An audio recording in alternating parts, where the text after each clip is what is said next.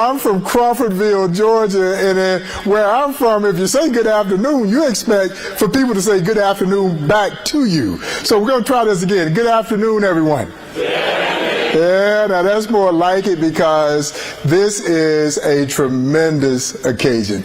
This is a royal day in a place where monarchs roamed, in a majestic facility where we are fueling dreams of young people to play our pastime and to become great citizens through learning through this amazing game called baseball. I'm Bob Kendrick. I am president of the Negro Leagues Baseball Museum. It is so good to be with you, and as I look out over this audience to see all of these amazing folks who represent diverse parts of our great community, a place that we're all proud of, Kansas City. Collectively, you represent a broad range of community, business, and civic leaders, religious, philanthropic, and labor leaders, and of course our esteemed elective leadership, and our friends, of course, in the media who are here to share today's special event with our entire community. So to use a baseball analogy or vernacular, let's throw the first pitch and get today's event underway. I am proud to invite to the stage the chairman and CEO of our Kansas City Royals, Mr. John Sherman, and his very special guest, the Commissioner of Major League Baseball, Mr. Rob Manfred.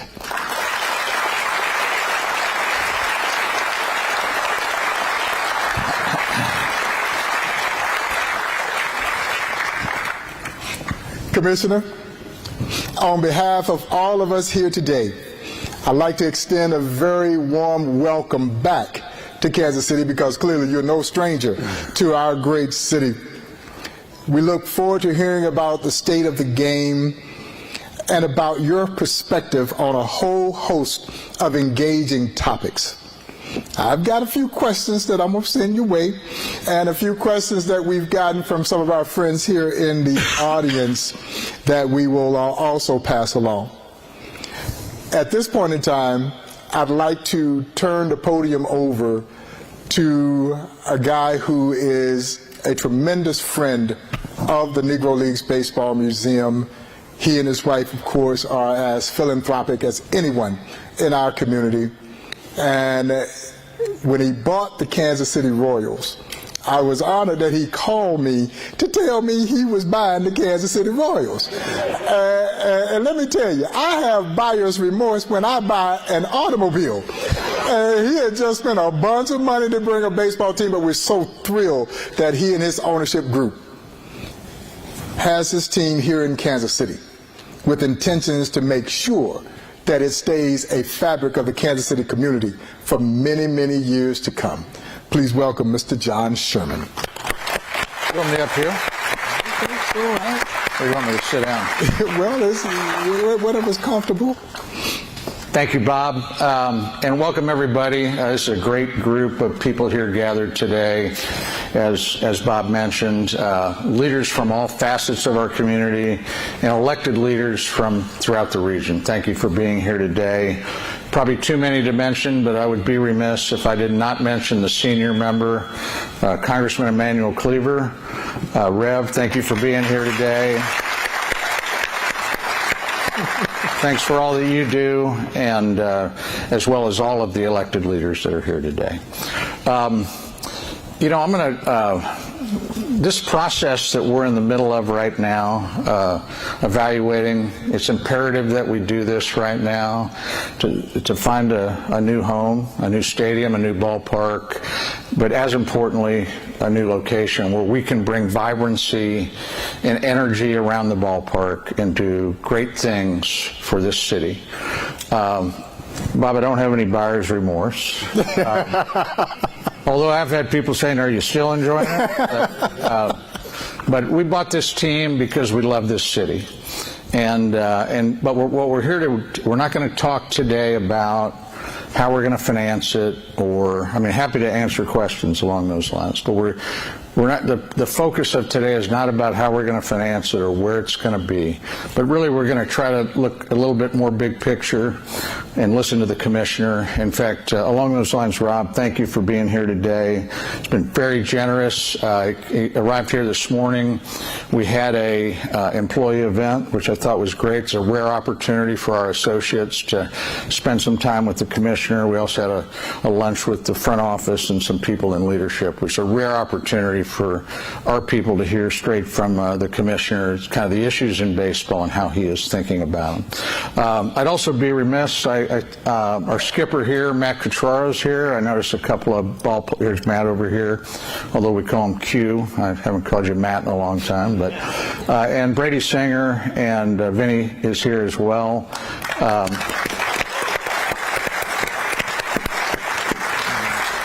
The reason Vinny's working on getting his shoulder better, and Brady just pitched a couple of nights ago, which, by the way, took a no-hitter into the 7th inning. We ended up making it more interesting.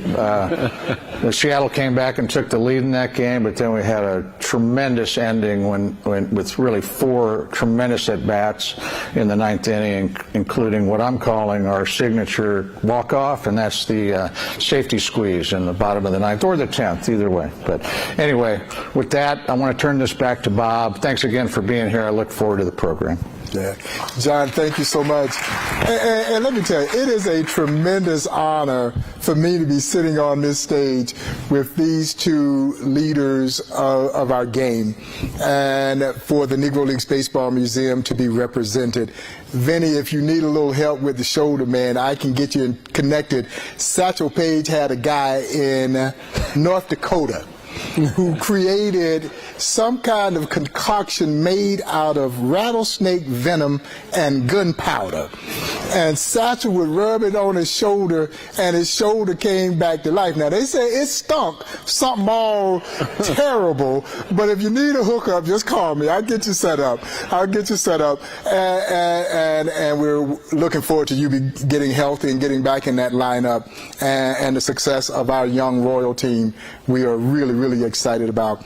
Commissioner, you've been no stranger to this museum, and under your leadership, I can say this, and I say it sincerely, Negro Leagues Baseball has risen in its recognition tremendously because you have led Major League Baseball's embracing of what this history represented both on and off the field. We all owe a great deal of gratitude to you for that leadership.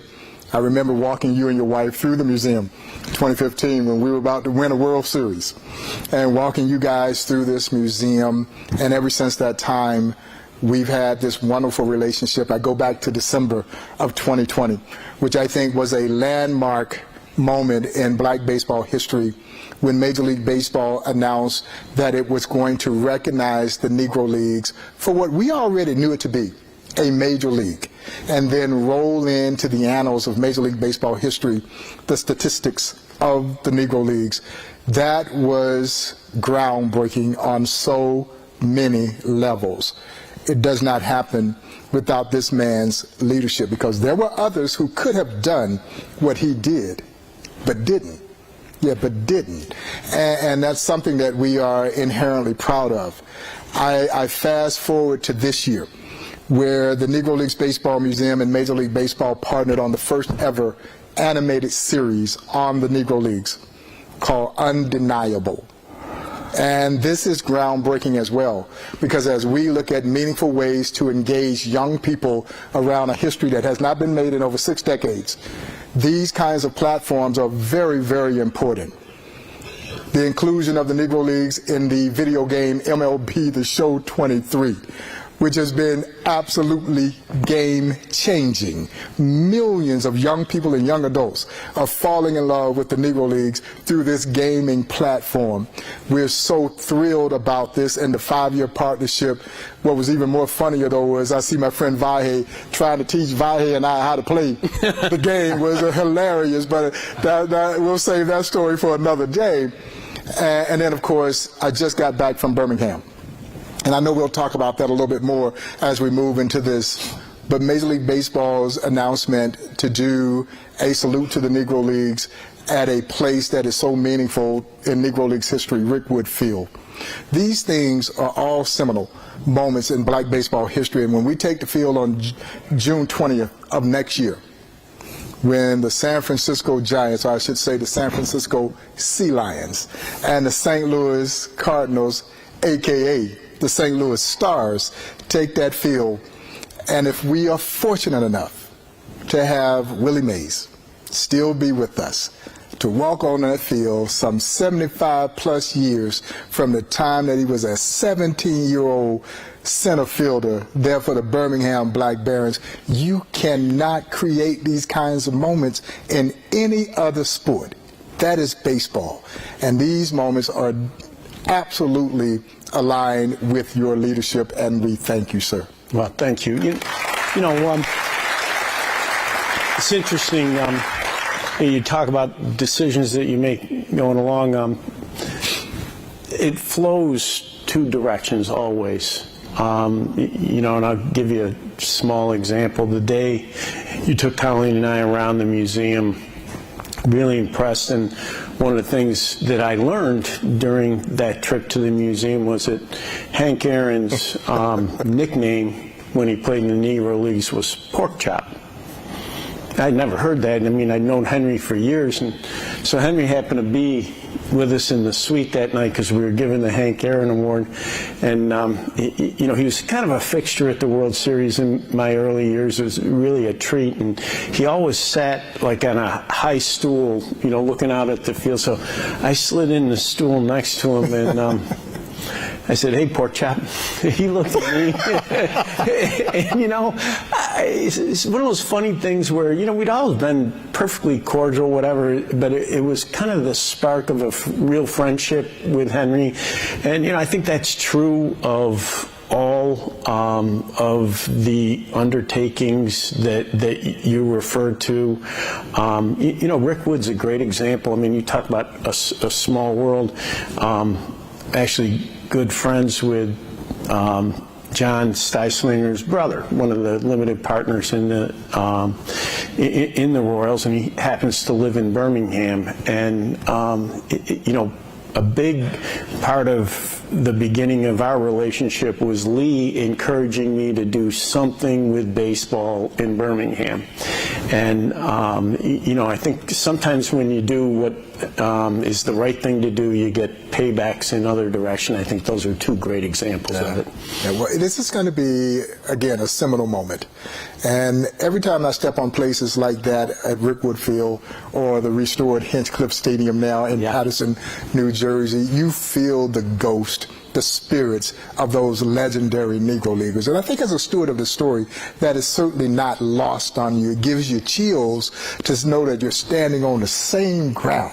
Yeah, I think we have some, I mean, I think we have some Rickwood envy in New Jersey, I gotta be honest with you. I think we probably could have gone either place and had a great event, and you know, the fact that we picked Rickwood because it was the oldest, really, and you know, it is in a part of the country that I think really important to the history of the Negro Leagues. And you know, the last piece of it, I think people know, you know, Willie Mays from that area, and you know, given his advanced age, we thought it was an opportunity to pay special tribute. You know, God willing, he'll be with us to one of the greatest players of all time, and you know, make sure that people remember what a great player he was. Yes. Yeah. Now that's important to us, and again, we thank you. We thank you for that, and I look forward, God willing, I look forward to being there and being a part of that historic event. I want to get into a little bit of questions about your path into baseball. I don't know if you ever get to talk about that as much because you spend all your time dealing with the issues and things in and around the game, but I want to know how you got involved with the game professionally.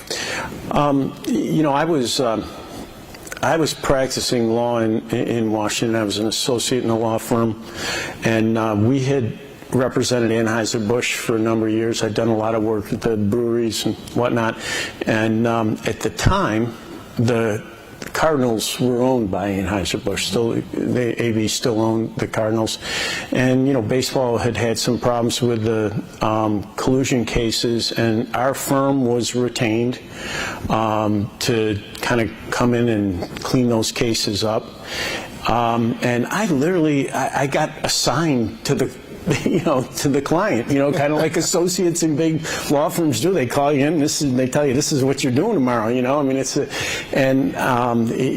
was a great opportunity. I did some salary arbitration work early on. I worked on the collusion settlement, and then got assigned to work on the negotiations in 1990. Kind of stayed with the client, went through the strike in 1994, and then in what some people thought was a pretty questionable career move, decided to leave the firm, come in-house as the labor person at MLB. I really thought I was going to do one contract for them. That was kind of what I was thinking. I was a partner in a law firm, and they didn't make me resign my partnership. I figured I'd go back to the firm, and I don't know, I ended up doing 3 deals, and Commissioner Seelig was good enough to kind of expand my portfolio beyond labor as time went on. And I can honestly say this is true. I never thought about being the commissioner of baseball till Bud decided to retire, and people started to talk about it. Was really, I didn't think it was ever going to happen for me, but I will say this, people ask you about it all the time. It is truly the greatest job in the world. I got 30 great owners.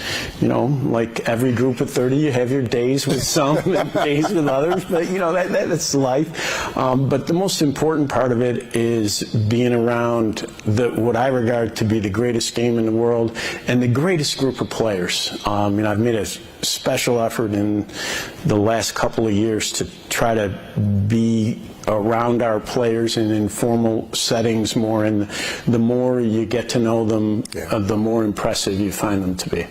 No, our game is in great hands with these young ball players. I couldn't second more what the commissioner said about the opportunity to participate in this game at this level. You talked about not wanting to be commissioner. It'd be kind of an unreasonable expectation to be a little kid and want to own the Kansas City Royals. Right, yeah. But the opportunity to participate in this game, particularly at this level, is an incredible privilege. And to get to do it here in Kansas City, in our hometown, really makes it very, very special. I'll say something. I have to say this at some point today, so we might as well get it out of the way. You remember particular days, because they make an impression on you. And I have to preface this by saying, David Glass was a great owner. He was really important to me in my career. I actually was honored to speak at his memorial service, and I was concerned about what was going to happen with the Royals. And when John called me and told me he was going to do this, I was really surprised. He was kind of ensconced in Cleveland, for those of you who don't recall. But, the city here really lucky to have had 2 great ownership groups in a row. And 3, actually. Yeah, Ewing that's right. And our founder. You know what? I didn't mention Ewing just because I didn't know him. But, the 2 I've known, you couldn't really ask for better. The community's really been blessed. Appreciate that. Well, we have a tremendous legacy of great baseball in this great city known as Kansas City. And we know it all started with the great Kansas City Monarchs and now our Kansas City Royals, and we're excited about the future of this. Curious, are there any particular moments in your tenure as commissioner that stand out for you maybe more than some of the others? I know the labor negotiations and all that stuff can be very tedious and it's important, but are there anything that you just say, this was pretty doggone cool? I will say, and that I've said this other places outside of Kansas City, one of the most memorable moments for me was giving David Glass the World Series trophy in 2015. It was my first time, and I was so fond of Mr. Glass that it was a really special moment. In a funny way, the end of the World Series in 2020 was a really important moment. It was one of those, we had the owners, and I really, it is important to say it that way, had decided that they were essentially going to, and they knew it going in, lose $3 billion as a group because they thought it was important to play baseball that year. And the fact that we got through the World Series, literally by the skin of our teeth. We had a lot of COVID going on right at the end of that World Series. The relief of having made it through there. And then the third one I'd point to was, I'm not sure which one was better, London in 2019 or London in 2023, but I think that seeing 58,000 people in a converted soccer stadium, watching baseball, going crazy, buying merchandise faster than we could put it on the shelves, made a real impression on me in terms of the upside potential of our game, international growth being one part of it. When you go to a city like London, great city, and you realize that the buzz in that city is about Major League Baseball, that's a pretty special thing.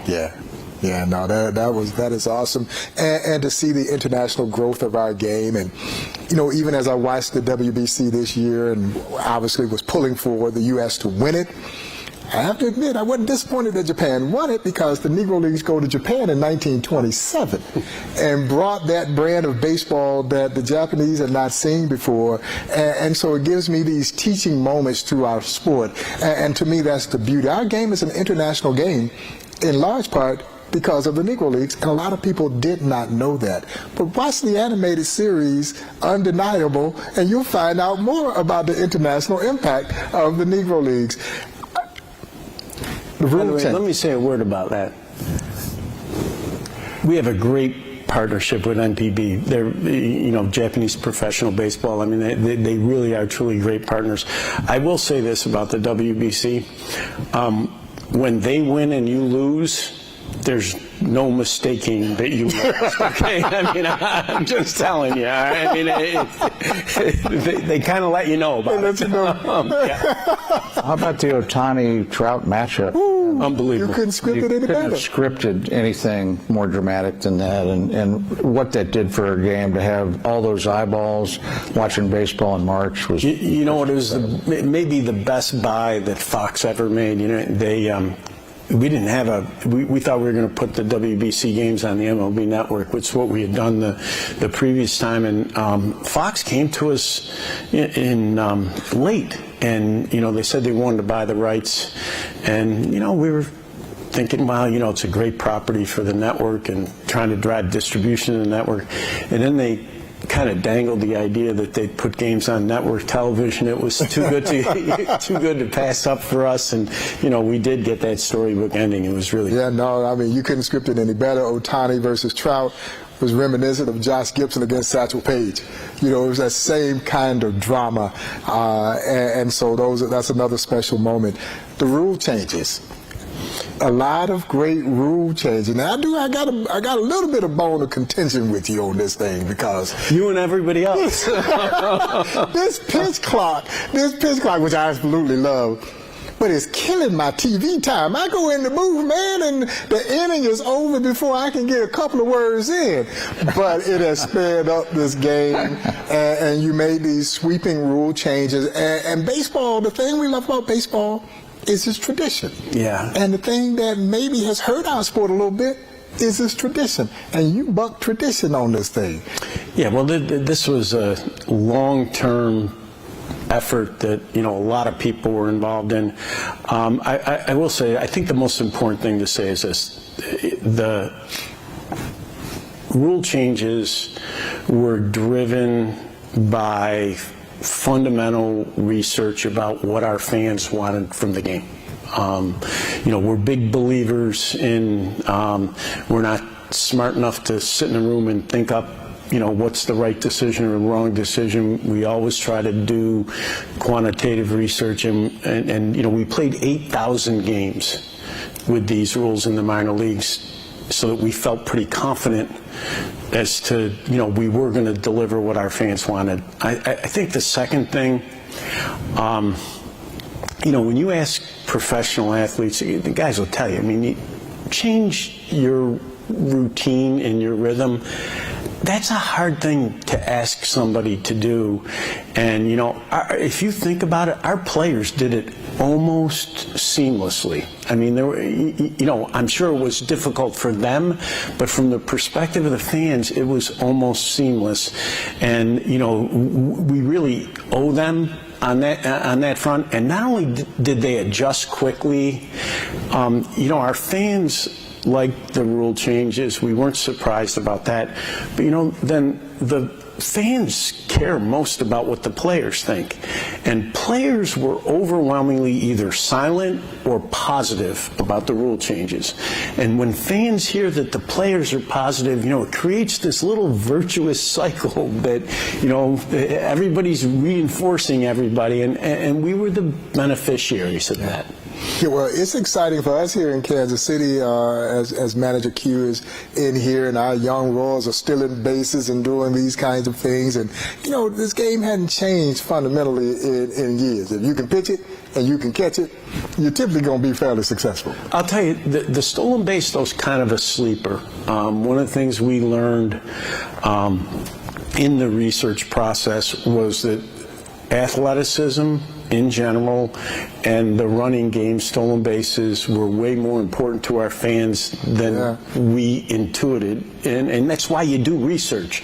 And I do think that when you drop back and think about the research, it's about athleticism at the end of the day, and they are plays where players show us their athleticism. We saw one the other night when Bobby Witt circled the bases in about 14 seconds. I told somebody, I said, cool Papa Bell is somewhere in that great somewhere standing up applauding that inside the park home run.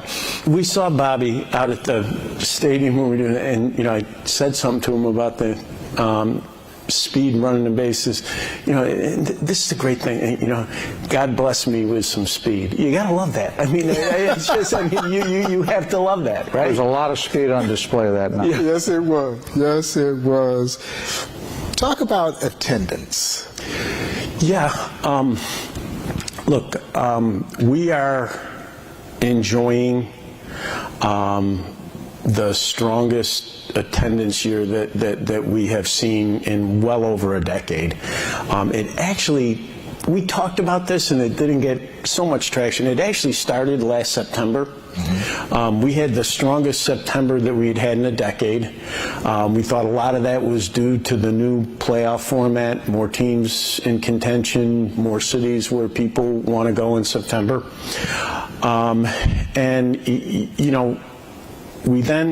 People realized we were going to play a more balanced schedule. So what does that mean? We were heavily weighted with play inside a division, and one of the things we were hearing from fans is, if you're in New York, Baltimore's in town again. Why is Baltimore in town again? It's just too frequent. And more importantly than dealing with the negative, it's the positive of you get to see great players from around the league more regularly, which helps make your product a more national product. So we had the balanced schedule, I think, helped us. WBC was a kickstart. We talked about that already. Absolutely gave us a push going into the season. And, I said this at the employee meeting, usually opening day, people are interested in players and, what's going on. Like the AP reporter will call up and want to do an interview. That's about it. We had all three morning shows, wanted to talk about baseball. I did morning shows, all of the three network morning shows on baseball. There was a lot of buzz surrounding the game. I think a lot of it did have to do with the rule changes, but it was these other issues as well. We're running up about 9% this year. We are within shouting distance. are hoping we get to 70 million fans. And, knock on wood, we'll get there. We haven't been there in a long, long time. And it would be a real accomplishment for the game. Real accomplishment for the game. I think the balanced schedule, I think it's more positive than we think. We talk about the other rule changes, certainly the pitch clock, the pace of play, but the balanced schedule. I mean, we had a great weekend here in Kansas City against the Cardinals on Saturday night, biggest crowd since opening day. The atmosphere was electric. Also was a good game, and I noticed, in Miami over the weekend, right, Miami Yankees drew 100,000 people over 3 games, and those are just those big weekend games where we're driving interest. I think that's having a real positive impact on our business. I think we had 9 weekends in a row where we drew over 1.5 million, which is phenomenal for us. We also had recently a weekend day where we averaged over 38,000 fans in the ballpark, which is really something. No, that is awesome, and I tell you, we talk about this. Our game's about entertainment, and we're entertaining at a level which we absolutely enjoy. In a self-serving standpoint for the Negro Leagues Baseball Museum, having the Los Angeles Dodgers come in here, these teams like that, the fan base is so supportive, and they came to the museum in huge numbers. Yeah. So we're all excited about that. There's one other thing that I didn't say something about, and it is really important. I think our clubs at the individual level have done a great job about reprogramming their stadiums in order particularly to attract younger people, and I think it's a big part of the attendance boom. Our more modern facilities where the programming is more flexible, you can create kind of stand-up areas, more bar atmospheres.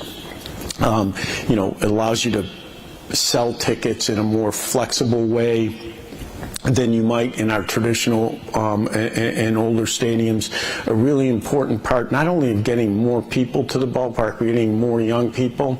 I think baseball gets a really misleading rap about being older. The fact of the matter is our demographics on our digital products are much, much younger than our broadcast audience, and our demographics of who's in the ballpark are much younger than our broadcast audience. I said it at lunch today. The fact of the matter is your broadcast audience is old because only old people watch TV. I'm one of them, but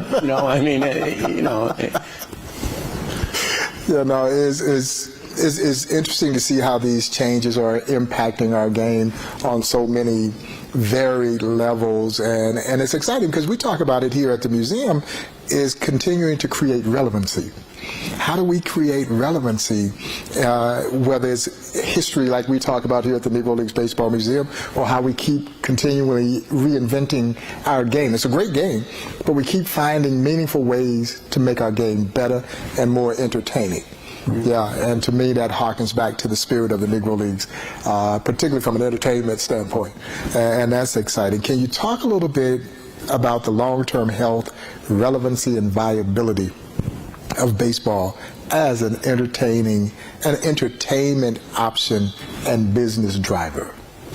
Yeah, look, I am somewhere between really and wildly optimistic about the upside of baseball. I think it begins with the fundamental quality of our game, that I do believe it's the greatest game in the world. And I think it is a part of, people talk about, popularity of this sport, popularity of that sport, this, all great.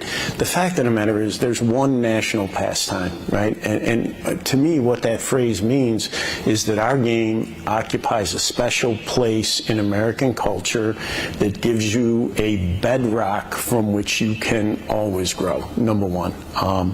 Number two, I think that we realized right at the beginning, right after I was elected, that the key to fandom is youth participation. And we learned when we looked at that space that baseball had slipped a little bit. We had actually gotten to the point where we were not the most participated sport in the 12 and under group. So what do we do about that? We, and I mean us, the clubs, we went out and we invested really heavily in youth participation, particularly in underserved communities. The facility that you see right out here is a great example of a club making an investment, but we've done it at the league level, and all of the clubs have done it in their own communities. We're now once again the most participated sport in the 12 and under group. That formative participation builds fans for the future. And, you know, we have some great partners in that space. Little League Baseball is a phenomenal organization. You know, we're going to be there this weekend in Williamsport playing a major league game alongside the Little League World Series.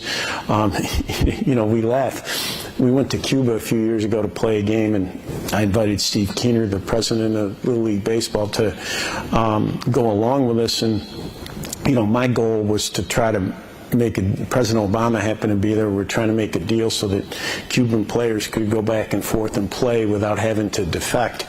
I failed miserably. Steve Keener now has, I think, 50 Little Leagues set up in Cuba. He's a lot more effective than I am, apparently. But I think that, you know, domestically, I think the key to our growth, and it's something that we're really focused on, is, you know, we want our product to be more national.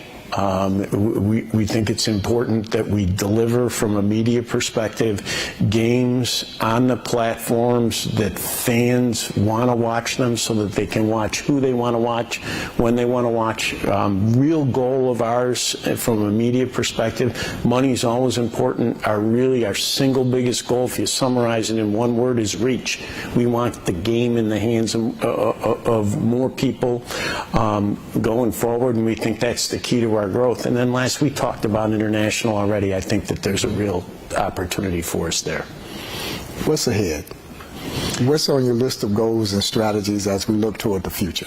I think the biggest issue that we're wrestling with right now is the demise of the cable bundle.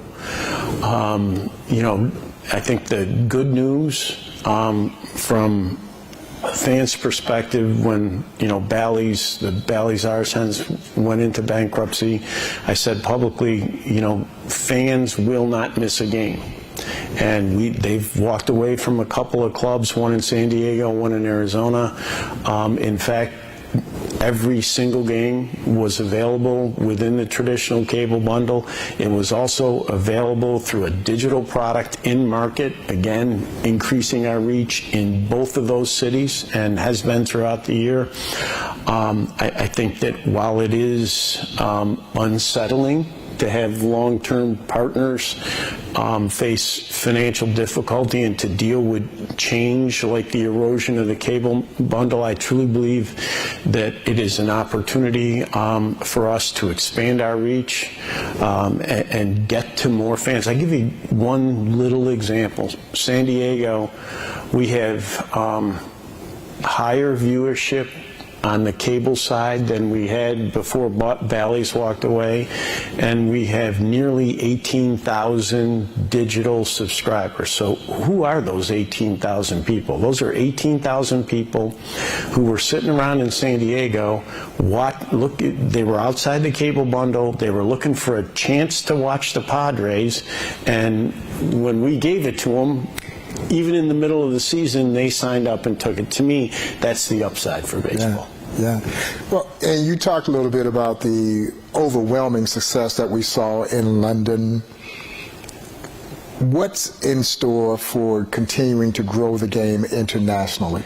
Well, I think, you know, internationally is a broad phrase. So let me, our approach on international is that we have very different markets. We have some really developed markets like Japan where, we make money now. We got great broadcast contracts. You have a player like Ohtani. You can really drive those markets. So in developed markets, our approach is to get into a relationship with the professional leagues where we have a thriving domestic product in the foreign country, but we have some premier players that come here and drive both of our businesses. I mean, Ohtani's a great example of that, but an example where we have work to do is Mexico. A lot of professional play in Mexico. We don't get enough players out of Mexico. We're working with those professional leagues who have been very reluctant to let players go. We think more Mexican players playing in the big leagues would help us grow internationally. So that's kind of the developed baseball culture end of the scale. The other end of the scale where we're spending a ton of time is a country like India. We have a program where, again, participation being the key to fandom. Baseball is being taught as part of their school curriculum, which is a great opportunity for us. And you take a very different approach there. We're really not looking to make money. It's more about teaching kids the game, start to get some participation, and then you provide digital content over the top to show people what the game is at its very, very highest level. So, there's all sorts of different approaches, but I do think that, there's funny opportunities that present themselves. When you travel in Europe right now, the amount of licensed product, baseball licensed product that you see is truly shocking. Most of the people don't have one darn idea about what the logo stands for, but we got one heck of a merchandise business going in Europe, which is a good thing. It's another foothold into a developed economy where you can eventually grow the game. It's all exciting. It really is. And just a little bit, I know that diversity in our sport is something that is a top priority of yours as we sit here on the front steps, essentially, of the Negro Leagues Baseball Museum. We're very proud of our partnership with Major League Baseball and the Players Association, utilizing the history of our game to encourage young African-American kids to dream about playing this game. And as we're on the cusp of building a new 30,000 square foot Negro Leagues Baseball Museum, and if anybody got an extra $25 million out there, send it my way, and that way I can pay Congressman Cleaver the $27 he said I owe him for the $1 a year rent that we never paid him, Commissioner. So, but in case you didn't know it, Bob's in the middle of a capital campaign. Yes, yeah, shameless plug, but you got to get these in every time you get an opportunity. But diversity has become a high priority of yours, and why is that important to our growth of our game? Well, I think about it in three pieces. I think that we have invested heavily, particularly in underserved areas, in order to increase particularly African-American participation at the big league level. Obviously, we have a lot of diversity, huge Latin component of players. We have been a little underrepresented from the perspective of African-American players. Why? We've invested, we've seen return on that investment. Our last 5 years, our first round drafts has been about 20% African American. Almost all those players came out of some Major League Baseball program. We're about 6% at the big leagues now. We feel like we're making progress. Why do we want to make that progress? We want to make that progress because we don't believe you can attract a diverse fan base if you don't have a diverse product on the field. And then the third piece of it is attracting a diverse fan base if you don't have a diverse front office in terms of trying to attract those fans to the ballpark. Really hard to pull that off. And so we see those three pieces all working together. And you know, we really do see it as a business imperative. You know, it is doing the right thing, but we also think that there's an absolutely sound business justification for every investment that we've made in this area, and that those investments will eventually grow the game. I don't know, John? You know, I think about it. I think certainly from a business perspective, you know, having a more diverse workforce is good business. But I think about it also when I think about where we are here in the inner city, and we really, I think about the Urban Youth Academy and really using baseball to get young people to come here, right? And then to have the opportunity to help them think differently about their own future, right? When we all know this, we're trying to change predictable outcomes, right? Where you end up should not be dictated by where you start.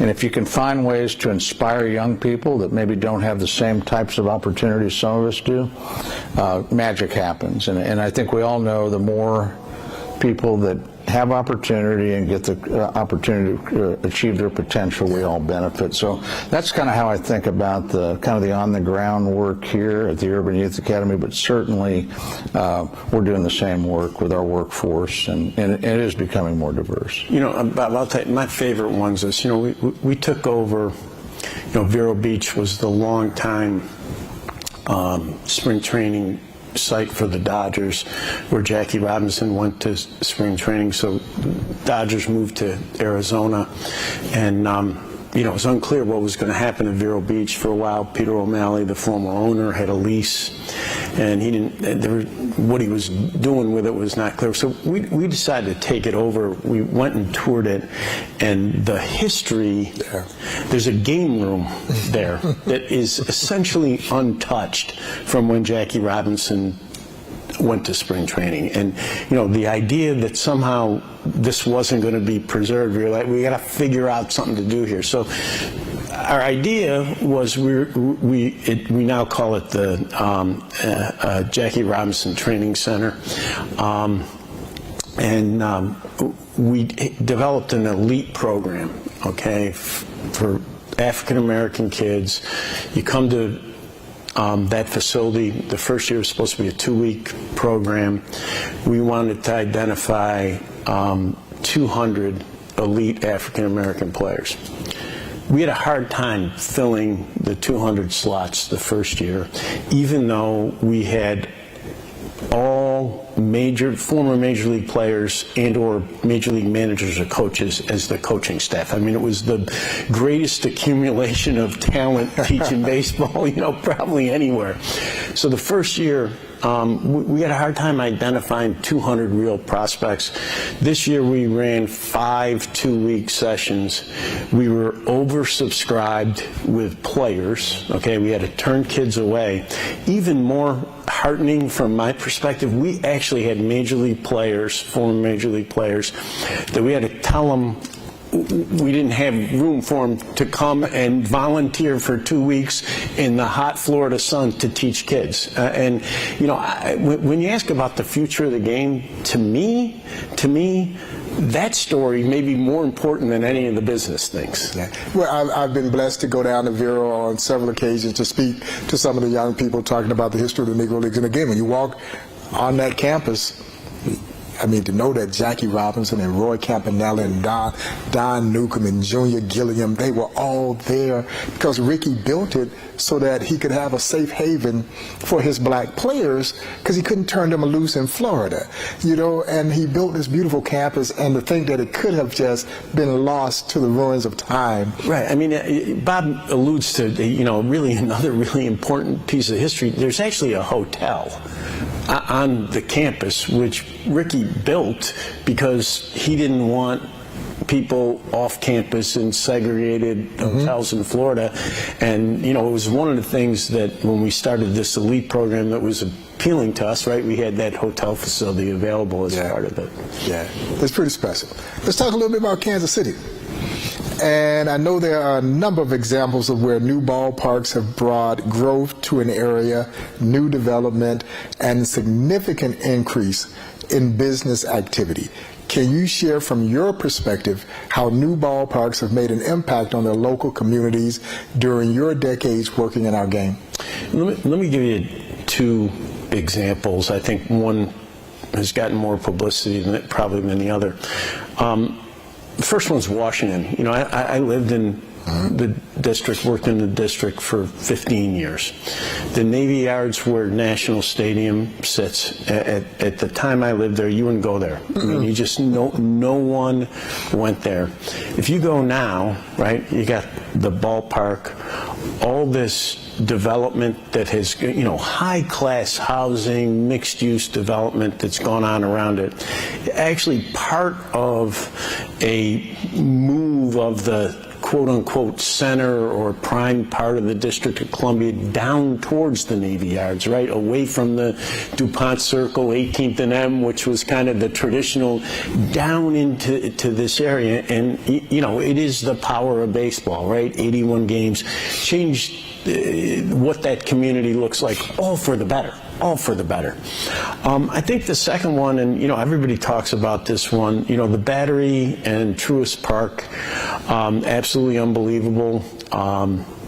You know, I went there for the groundbreaking. I thought Terry McGurk, the control person of the Braves, had lost his mind when he, you know, I know how big a piece of land a ballpark sits on. I have some clue. I'm looking at this piece of land and thinking, what the heck is he thinking about here? You know, it's just such a huge tract of land. Well, I'll tell you, what I was looking at that day is phase 1 of the Battery. They are now in phase 3. They literally have built a city where there was none. It has become kind of one of the prime entertainment centers in the Atlanta metropolitan area where there was literally nothing. The best restaurants in Atlanta, a number of them have opened restaurants in the Battery because it's so popular. And I'll tell you, if you saw the Battery after the last game of the World Series, I mean, it's unbelievable. Yeah. How many people. Yeah. So you know, it is, look, again, I never talk about other sports but the sports are different, and one of the things that makes a huge difference, 81 home games has the capacity to drive traffic like no other entertainment product. Yeah. You had an opportunity to tour both potential sites for a new downtown stadium for our Royals.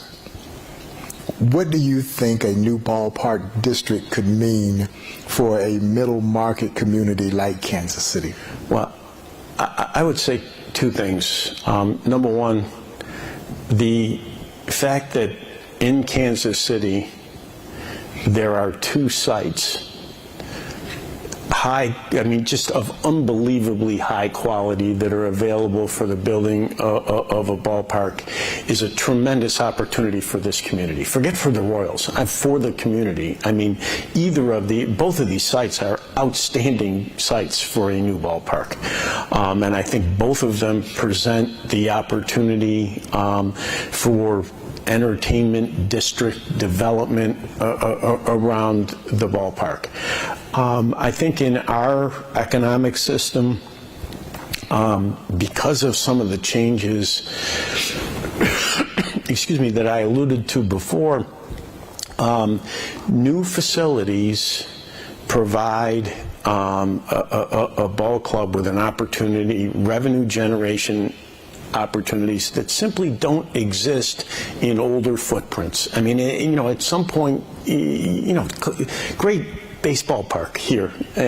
Having said that, it is an older ballpark that does not have the kind of premier revenue generating opportunities that you get in a new facility. For a market of this size, those opportunities are crucial in today's game in order to put the ball club in a position to be competitive over the long haul. You know, if you're in a really big media market and, you know, you're getting big media dollars, it's less crucial. In markets like this, you need that live gate revenue opportunity to be competitive. As you know, when John made the move to buy the team and put together the ownership group, 100% of his group has deep, meaningful ties to Kansas City. How important do you believe a local ownership group is in this mix? You cannot overstate the significance of local ties in the community. It affects those relationships, those ties in the community affect the way that politicians react, the political system reacts to a club and the things that it may need to accomplish. The deep roots in the community create opportunities that someone who's not there all the time, not rooted in the community, maybe if somebody owned the Royals, not from Kansas City, they might not identify the two sites that John and his group have identified. It just permeates everything that a club does. And, I'm not saying it has to be local ownership every single place, because we have places that have been successful without it. I just think it's a lot easier and a lot more likely to be successful with a real local group. Yeah. Well, as we are growing near on time, I do want to take a couple of questions that were sent in by members of our audience, and I do think we have enough time to get through those before we close out what I think has been a tremendous session here today. Commissioner, how can baseball appeal to a younger group, and what can we do to make it more appealing to come to the ballpark? And I think you talked a little bit about that earlier, but just for that question that was posed by the audience. Yeah, I would point to three things. I think, and some of which we've talked about. I think it starts at the bottom with participation. You get kids to play, research really strong, they're way more likely to be fans. Number two, it's the ballpark experience. It was what we were just talking about, the modern program, I think is the best word, in a ballpark that's attractive to young families, young people that are vital to the future of our game. And then the last one that I like to think about, technology is really important, particularly with younger people. There's a huge difference, I said this before, in the demographics of the people that use our digital products as opposed to our traditional broadcast audience. We've been a leader on the technology front. We were the first ever over-the-top delivery, MLB.TV. But I think making technology relevant in the ballpark, it continues to be really important. I'll give you a great example of it. The Futures game, before the All-Star game, we actually used the automated strike zone system, the challenge version of it, and not quite ready for prime time. We're still working on it, but it was really interesting. I was standing out in front of the suites, and there were people on both sides out in the suites, and like the existence of the automated system, the renderings that go up on the board in terms of showing you why the replay came out the way it did, people were just really interested in it, and I think we need to continue to find ways to allow younger people to mix the engagement with the game with technology improvements. And John, the tough question, of course, comes to you. The what does? The tough question. I feel kind of like Ed McMahon. I'm not saying you're Johnny Carson. I guess that makes me Johnny. That ages all of us. Right? Exactly. Why doesn't John Sherman and the ownership group just pay for a new stadium themselves? Well, it's a fair question. And I would tell you that I'd probably start to answer that with talking about the partnership, the 52-year partnership that we've had in this community that we have today with Jackson County, the city of Kansas City, Missouri, and the state of Missouri. I feel pretty strongly about the fact that, we want partners in this business. And, it's also the ballpark. We need a modern ballpark, and I don't think it's in the right place anymore for where we are today. But that stadium has served us well. And it's a result of, a big part has been that partnership between, we're the fourth oldest building in baseball. We've continued to put money back into it. I mean, we can't change it structurally, but certainly the fan-facing. You know, it is interesting when you're talking about the young people. Sarah can probably tell me this. When I look at the ballpark, even when we have a small crowd, we have craft and draft. We have two kind of, what is it called, rivals in right field and craft. We really have two, I would call them, gathering spots, and they're packed even when and you know, you go to Denver and there's people everywhere, or I know even when I was in Cleveland, we did the district where, so that's all about modernizing it. But so the quality of the partnership. I also think that, you know, we're going to, we acquired this team knowing we had an old building, knowing it'd be 60 years old and this would be the most important decision that we would make while we have the privilege of stewarding this franchise. And we want to partner on that. We want to, you know, whether we're looking for a 25, 30, 40-year lease, you know, at the end of that, that's going to be somebody else's problem, not mine. And I really want the Royals to be tied to this community in a long-term way, like it has been to this point. We happen to inherit, you know, while we're at this critical juncture, and we're taking that very, very seriously. But I would just answer that by saying we think it should be a partnership. We feel like we'll deliver great public benefit and economic impact, and we expect the community to measure that and hold us accountable for delivering that. But that's why our feeling is it needs to be a public-private partnership. Well, I think it's an exciting opportunity for our city. It's an exciting opportunity for the east side of this city, with the economic development that can be created and the meaningful job opportunities that can come along with this. And again, that's moving beyond the self-serving aspect of getting a group of people closer to the Negro Leagues Baseball Museum, which is always at the forefront of my mind. But there are some other benefits alongside just Negro Leagues Museum. Number in your capital.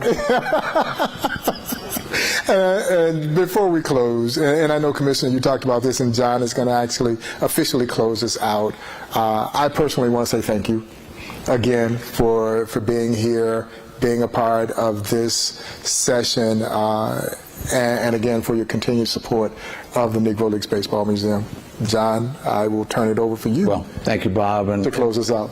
And Commissioner, thank you for being here today, but also thank you for your leadership. And you talked a little bit about the pandemic. You know, we had acquired the Royals in late 2019, you know, barely breaking ground on spring training, and the pandemic hit. And I was naive enough to think we wouldn't open on April 1st, we'll open on April 9th, right? But it became certainly much more challenging than that. And so, you know, when you observe a group of people and, you know, dealing with adversity like that, so I had that up close and personal opportunity to see the commissioner operate under great pressure, and so that I really appreciate. Not just that, but we got through that.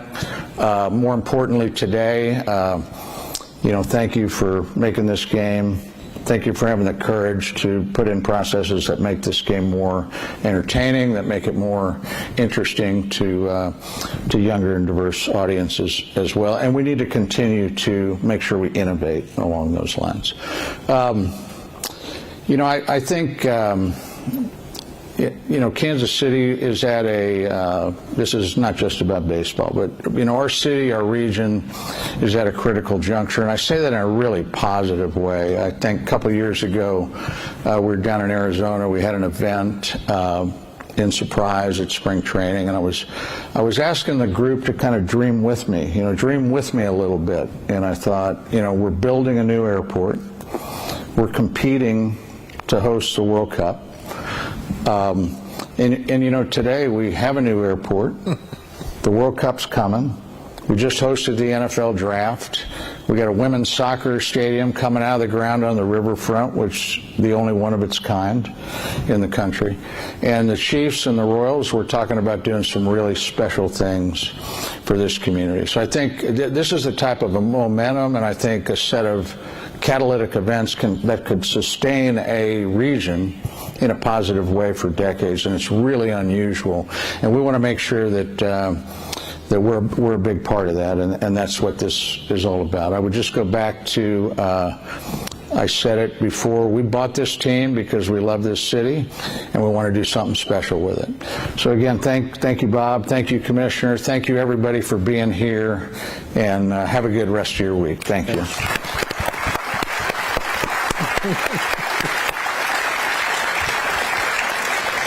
Thank you, Robert. You're the best. You know, Commissioner,